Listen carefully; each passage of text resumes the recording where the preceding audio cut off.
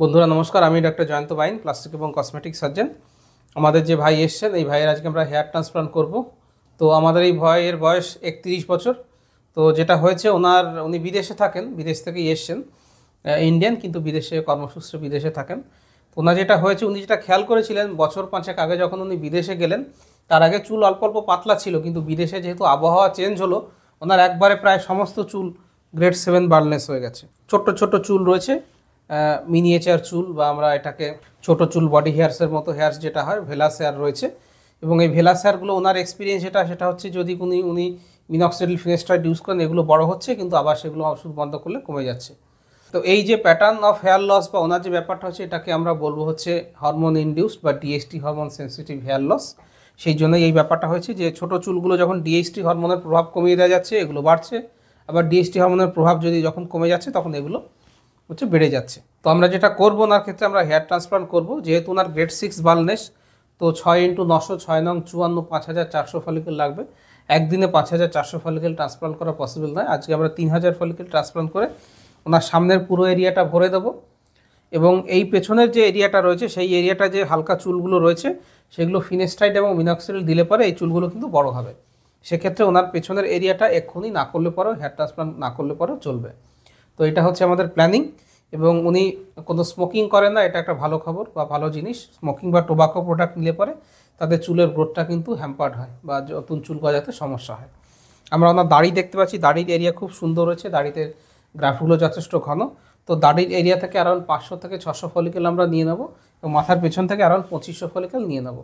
সব মিলে 3000 থেকে 3100 ফলিকেল আজকে আমাদের প্ল্যানিং আছে। যেহেতু এই ভাই 30 বছর ক্রস করে গেছেন, আমরা ওনার হেয়ার লাইনটাকে ম্যাচিওর হেয়ার লাইন একটা রাখবো, যেটা ওনার বয়সের সঙ্গে এবং ওনার মুখের সঙ্গে যেটা মানানসই হবে।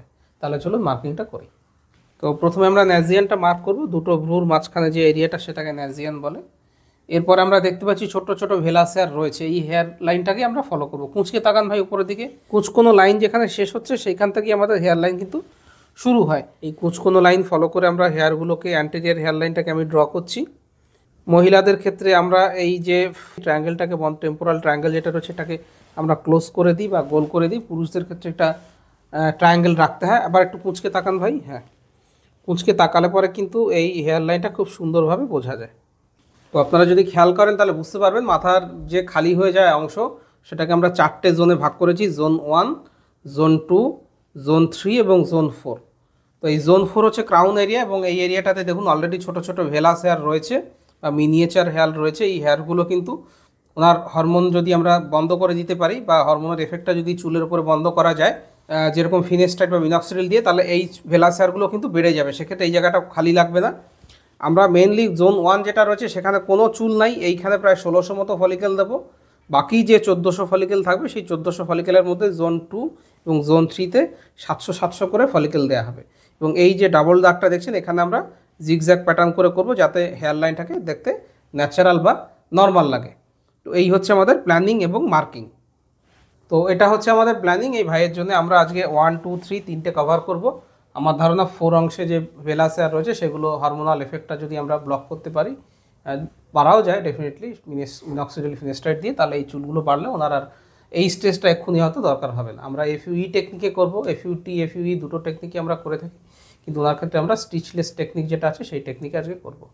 হেয়ার ট্রান্সপ্লান্ট নিয়ে আরও অনেক ভিডিও, সার্জিক্যাল টেকনিক, রেজাল্ট, কী করবেন কী করবেন না, কীভাবে পরিচর্যা নেবেন হেয়ার ট্রান্সপ্লান্টের পরে, মেডিকেশন থেরাপি, সেসব নিয়ে অনেক ভিডিও আমার ইউটিউব চ্যানেলে রয়েছে, সেগুলো দেখতে পারেন। আর যদি কোনো যোগাযোগ করার বিষয় থাকে, নিচে কমেন্ট বক্সে এসে কমেন্ট করতে পারেন, বা হোয়াটসঅ্যাপে যোগাযোগ করতে পারেন। মাথার ফটো পাঠিয়ে দিলে আমি দেখে কোন গ্রেডের বার্নলেস, কী করতে হবে, কত খরচ হবে, সমস্ত ডিটেলস বলে দেবো। ভিডিওটা ভালো লাগলে লাইক করবেন, শেয়ার করবেন, চ্যানেলটাকে সাবস্ক্রাইব করবেন।